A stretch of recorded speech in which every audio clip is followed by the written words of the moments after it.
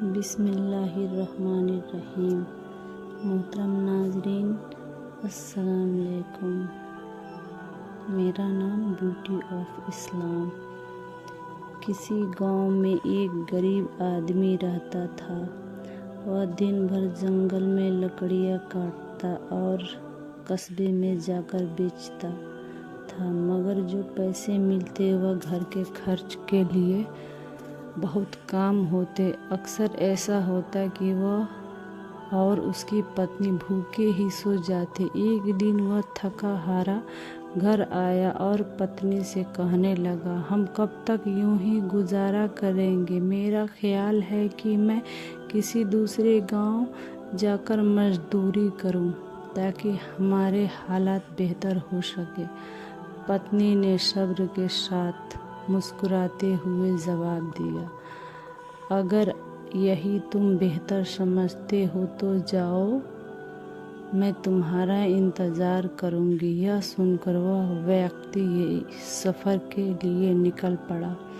कई दिनों की लंबी यात्रा के बाद वह एक बड़े व्यापारी के घर पहुंचा। उसने आदर रूप से सलाम किया और रोज़गार की विनती की। व्यापारी ने उससे अपने ऊँटों की देखभाल के लिए रख लिया। इस तरह वह व्यक्ति व्यापारी के यहाँ काम करने लगा। दिन रात मेहनत और ईमानदारी से अपने कर्तव्य का पालन करता रहा और कभी किसी बात की शिकायत नहीं की। समय बीतता गया। कुछ दिन महीने में बदल गए और महीनों वर्षों में देखते ही देखते पूरे 20 साल गुजर गए।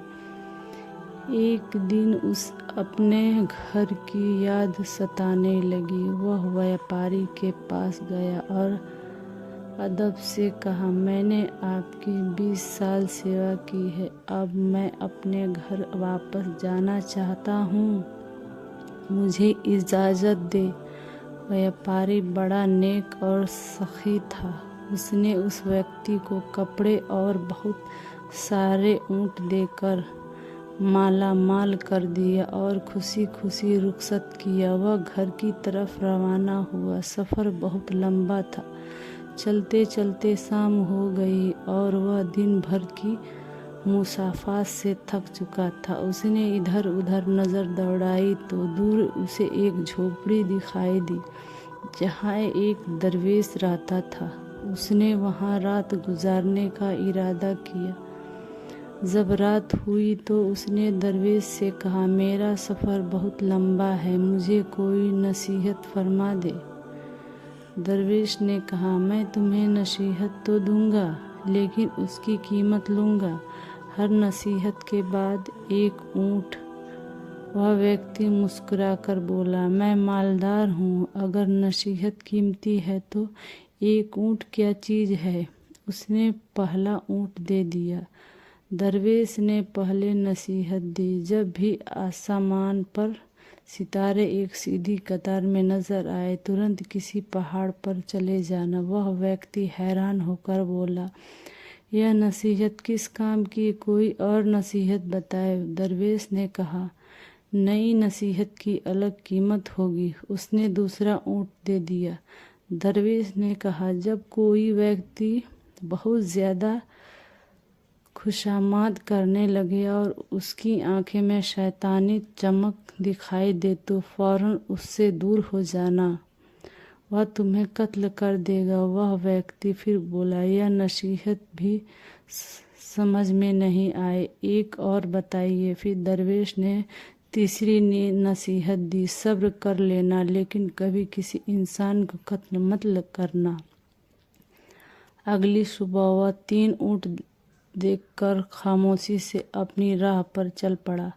दिन गुजरते गए। सफ़र लंबा था और वह तीनों नसीहतें ज़हन से मंद पड़ गई।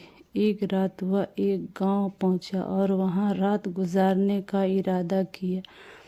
जब वहां सोने लगा तो उसकी नज़र आसमान पर पड़ी, जहां सितारे एक सीधी कतार में जगमगा रहे थे। उसे दरवेश की पहली नसीहत याद आई। फौरन वह अपना सारा माल लेकर पहाड़ पर चढ़ गया और उसी पहाड़ पर सुकून से सो गया। सुबह जब आँख खुली तो नीचे का मंजर देखकर हैरान रह गया। गांव मुकम्मल तौर पर पानी में डूबा हुआ था और कोई भी जिंदा नहीं बचा था। अगले दिन वह अपना सामान लेकर दोबारा सफ़र पर निकल पड़ा।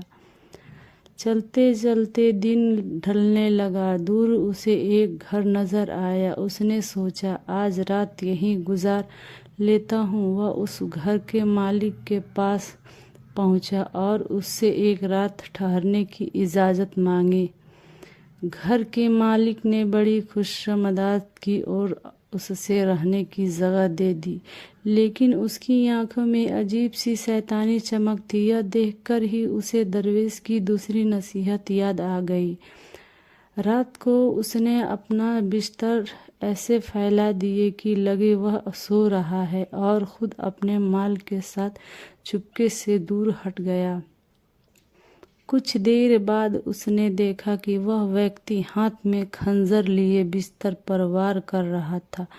वह फौरन वहां से निकल गया और अपनी जान बचा ली। आखिर कई दिनों के सफ़र के बाद वह अपने गांव के करीब पहुंचा। अचानक उसकी नज़र अपने घर पर पड़ी, जहां उसकी पत्नी किसी अजनबी नौजवान के साथ चारपाई पर सो रही थी। उसका खून खौल उठा।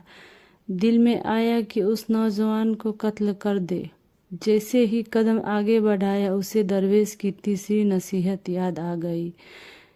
सब्र कर लेना, लेकिन किसी का कत्ल मत करना। वह रुक गया और गांव में जाकर अपने बारे में लोगों से पूछने लगा। गांव वालों ने बताया, बरसों पहले तुम रोजी कमाने चले गए थे। तुम्हारी पत्नी को एक बेटा हुआ था जो अब जवान हो चुका है। यह सुनकर उसके कदम लड़खड़ा गए। जिस नौजवान को वह कत्ल करने वाला था, वह दरअसल उसका अपना बेटा था। वह तड़पता हुआ घर पहुंचा, पत्नी और बेटे को गले लगा लिया और दिल में शुक्र अदा कर लिया कि दरवेश की नसीहतें ने